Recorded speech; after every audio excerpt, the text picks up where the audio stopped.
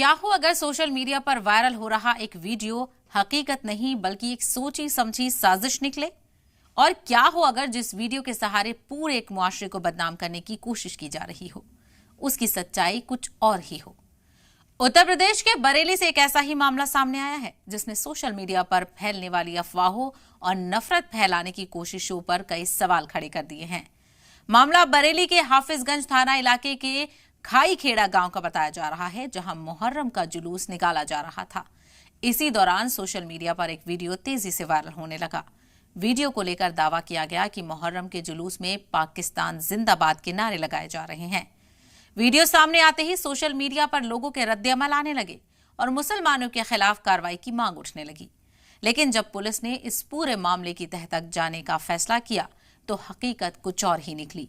21/6/2026 को ग्राम खाईखेड़ा थाना हाफिजगंज जिला बरेली में मुहर्रम के जुलूस में लगे पाकिस्तान जिंदाबाद के नारे संबंधी सोशल मीडिया प्लेटफॉर्म एक्स पर हुए ट्वीट की जांच में दो व्यक्ति योगेंद्र पाल सनाब झम्मन सिंह व भुवनेश कुमार सनाब तेजपाल सिंह के द्वारा गलत नियत से एक बच्चे से उक्त कथन करवाकर शरारत किया जाना प्रकाश में आया है, जिसके क्रम में अभियुक्त को हिरासत में लेकर सुसंगत धाराओं में अभियोग पंजीकृत कर आवश्यक विधिक कार्यवाही की जा रही है। पुलिस जांच में पता चला कि ये कोई आम वाकया नहीं बल्कि माहौल खराब करने की एक सोची समझी साजिश थी। जांच के मुताबिक गांव के ही इंद्रपाल और भुवनेश नाम के दो लोगों ने एक 12 साल के मुस्लिम बच्चे को पकड़कर उससे वीडियो में पाकिस्तान जिंदाबाद के नारे लगवाए। इसके बाद इस वीडियो को इस तरह से पेश किया गया जैसे ये नारे मुहर्रम के जुलूस के दौरान लगाए जा रहे हों।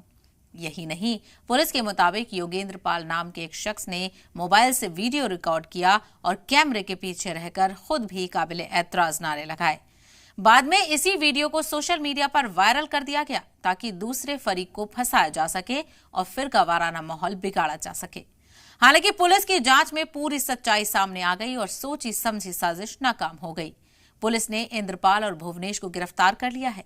वहीं योगेंद्र पाल के खिलाफ कम्युनल हार्मनी में खलल डालने और आईटी एक्ट की धाराओं के तहत मुकदमा दर्ज किया गया है। यह मामला एक बार फिर हमें ये याद दिलाता है कि सोशल मीडिया पर वायरल होने वाली हर चीज सच नहीं होती। किसी भी वीडियो या खबर पर यकीन करने से पहले उसकी सच्चाई जानना बेहद जरूरी है, क्योंकि कभी-कभी एक झूठा वीडियो पूरे समाज का माहौल बिगाड़ सकता है।